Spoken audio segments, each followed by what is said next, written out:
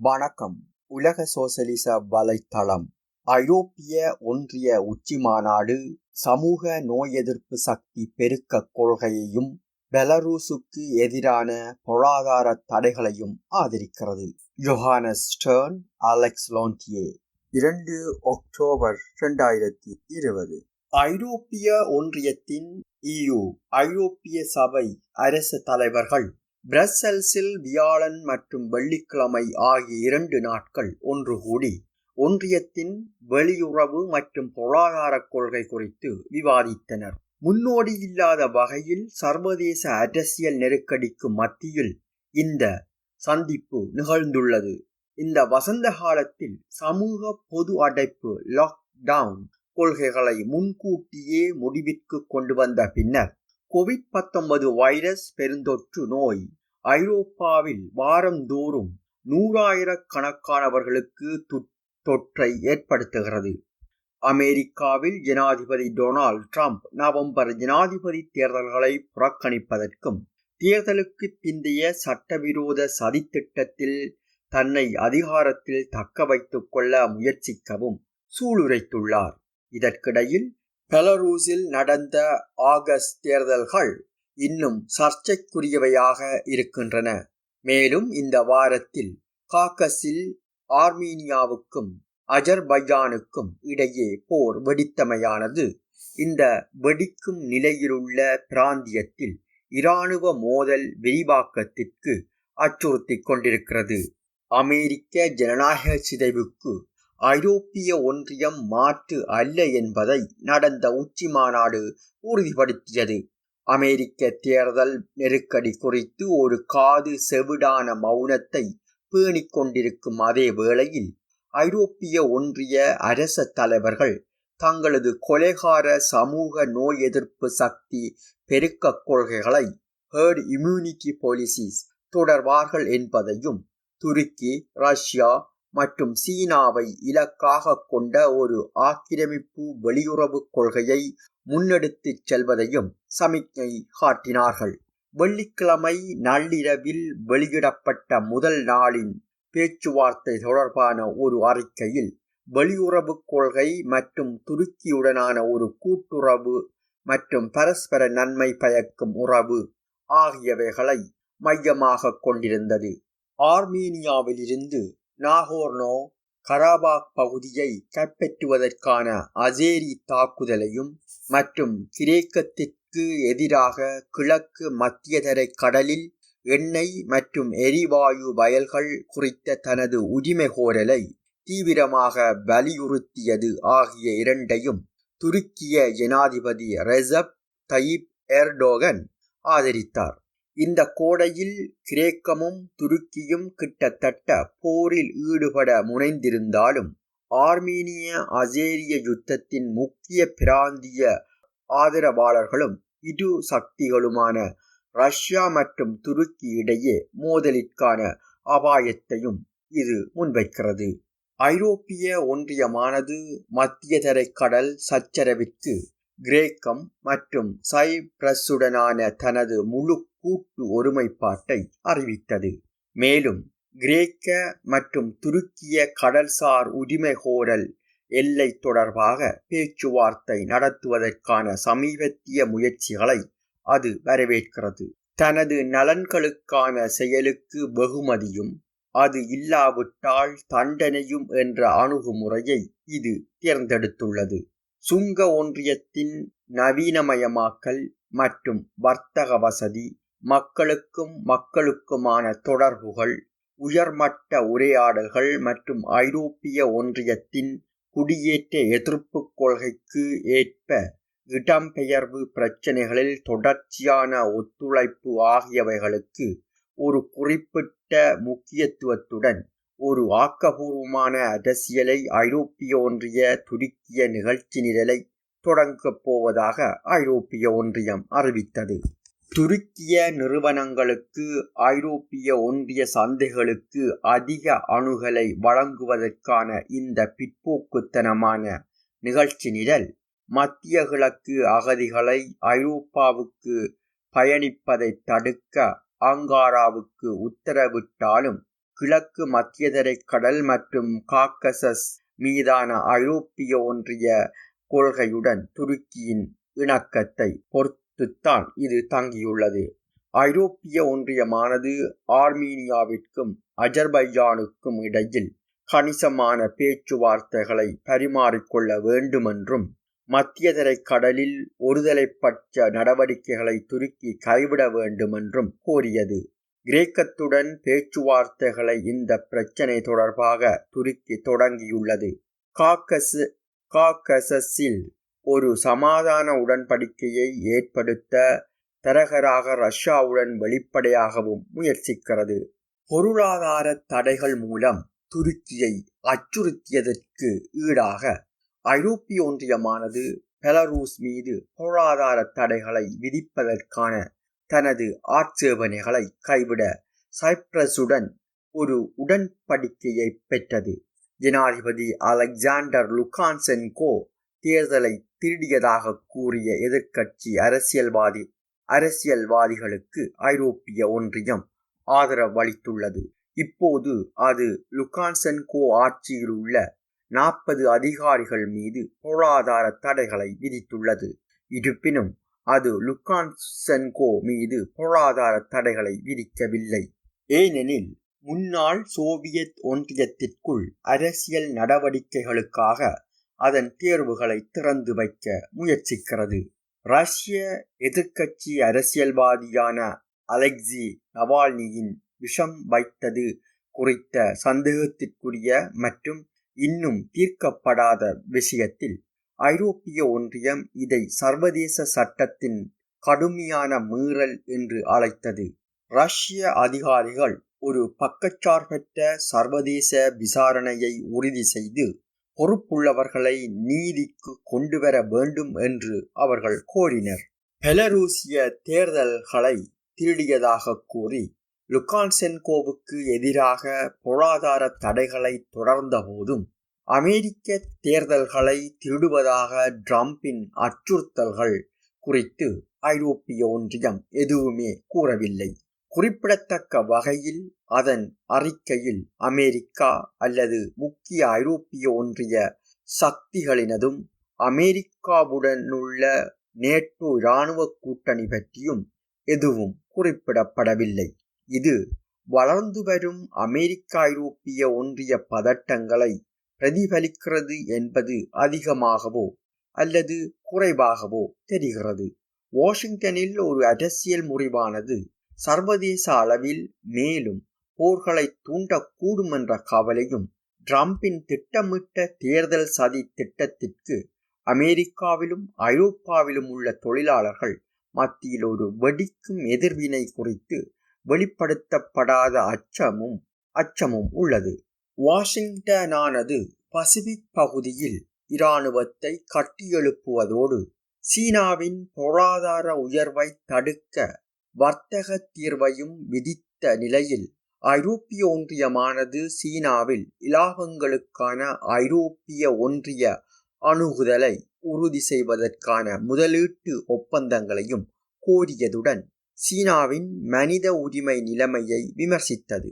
எவ்வாறாயினும் சீனா மீதான அமெரிக்க கொள்கையில் இருந்த தொனியிலுள்ள வேறுபாடு தவறாக கருதப்பட முடியாமல் இருந்தது.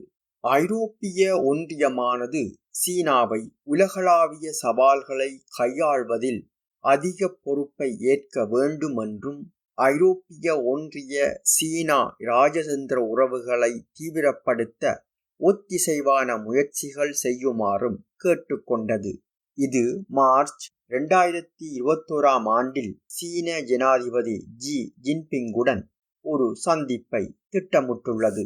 ஐரோப்பிய ஒன்றியம் வழக்கம் போல் பன்முகச்சார்பியல்வாதம், மல்டிலேட்டரலிசம் மற்றும் வாஷிங்டனில் இருந்து மூலோபாய தன்னதிகாரத்தை ஸ்ட்ராட்டஜிக் ஆட்டோனமி அபிவிருத்தி செய்வது என்ற அதன் இராணுவ மற்றும் நிதியியல் அபிலாஷைகளை கடந்த மாதம் ஐநாவில் பிரெஞ்சு ஜனாதிபதி இமானுவேல் மேக்ரோனின் கருத்துக்களை இது எதிரொலித்தது. சீனா அமெரிக்க போட்டியை பற்றி மட்டுமே உலகம் இருக்க முடியாது, ஆனால் சமகால ஒழுங்கின் சிதைவுக்கு எந்த அதிசய சிகிச்சையும் இருக்கவில்லை என்று மக்ரோன் கூறினார்.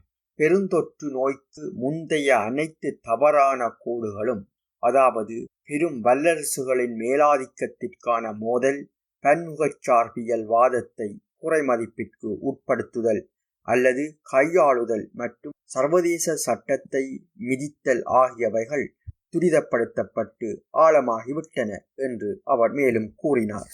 மாலிக்கான கூட்டு பிரெஞ்சு ஜெர்மன் நவகாலனித்துவ ஆக்கிரமிப்பு போன்ற ஐரோப்பிய ஒன்றிய ஒத்துழைப்பு மற்றும் மூலோபாய தன்னதிகாரத்திற்கு அழைப்பு விடுத்த மக்ரோன், அதாவது பன்முகச்சார்பியல் வாதம் என்பது நம்பிக்கையின் செயல் மட்டுமல்ல, அது ஒரு செயற்பாட்டு தேவையாகும்.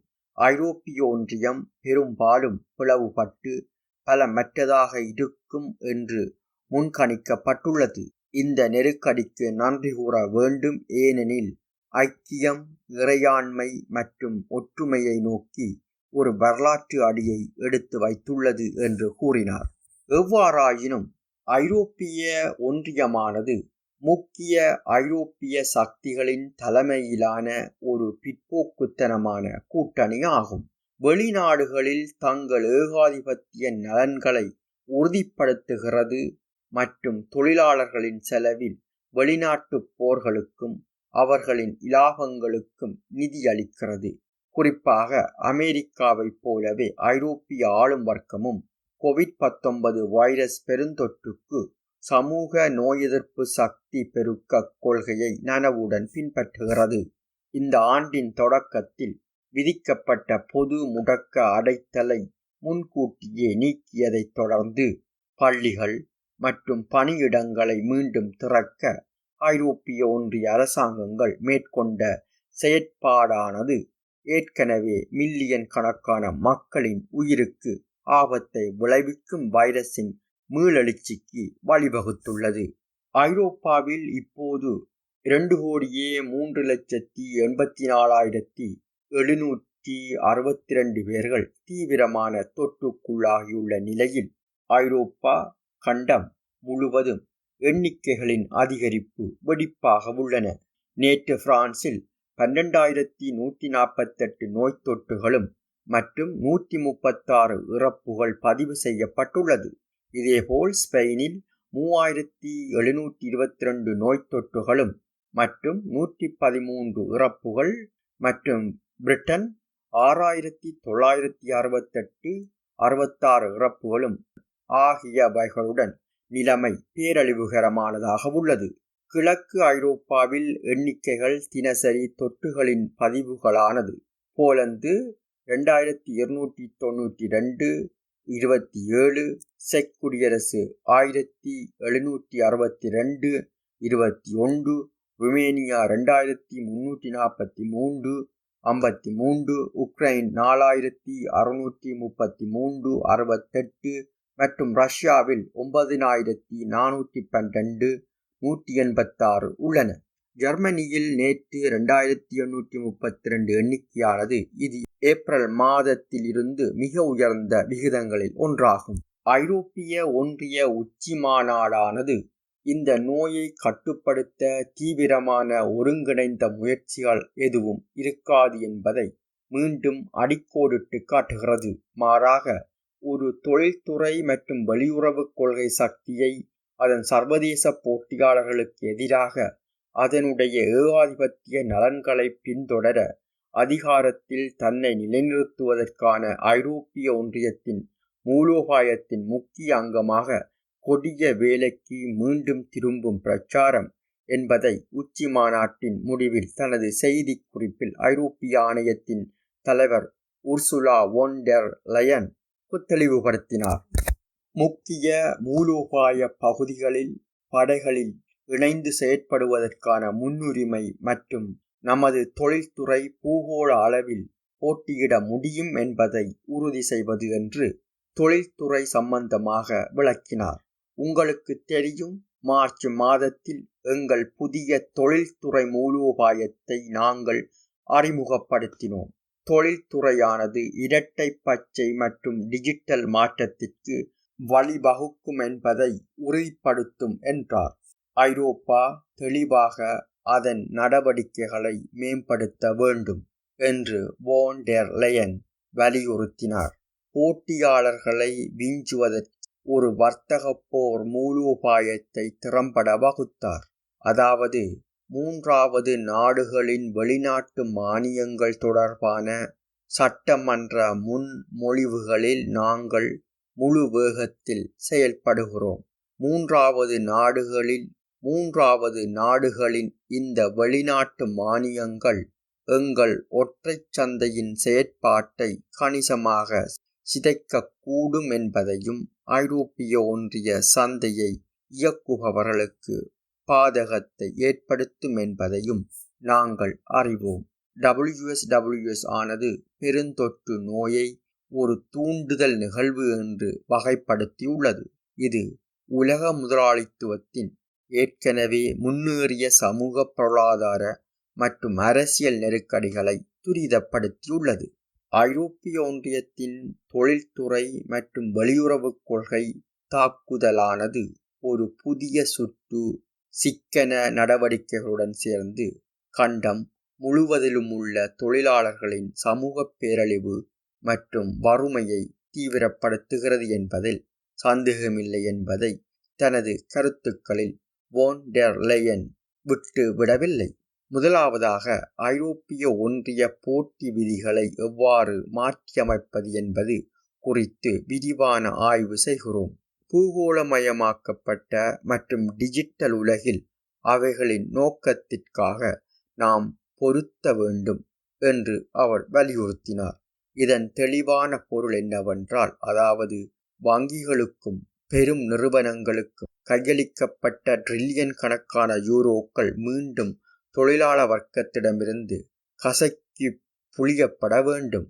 பெருந்தொற்று நோயானது ஏகாதிபத்திய சக்திகளின் போருக்கான தயாரிப்புகளையும் தீவிரப்படுத்தியுள்ளது. இந்த பெருந்தொற்று நோய்க்கு சீனாதான் காரணம் என்று ட்ரம்ப் நிர்வாகம் குற்றம் சாட்டியது மட்டுமல்லாமல், ரஷ்யா மற்றும் சீனாவுடனான இராணுவ மோதலுக்கு அமெரிக்க ஆளும் வர்க்கம் இன்னும் தீவிரமான தயாரிப்புகளையும் செய்து வருகிறது. ஜெர்மனி மற்றும் பிரான்ஸ் தலைமையிலான ஐரோப்பிய சக்திகளும் இந்த நெருக்கடியை ரஷ்யாவிற்கும் சீனாவிற்கும் எதிராக மட்டுமல்லாமல் அமெரிக்காவிற்கு எதிராகவும் தங்களது பெரும் சக்திக்கான திட்டங்களை முன்னெடுத்துச் செல்ல சுரண்டிக் கொள்கின்றன.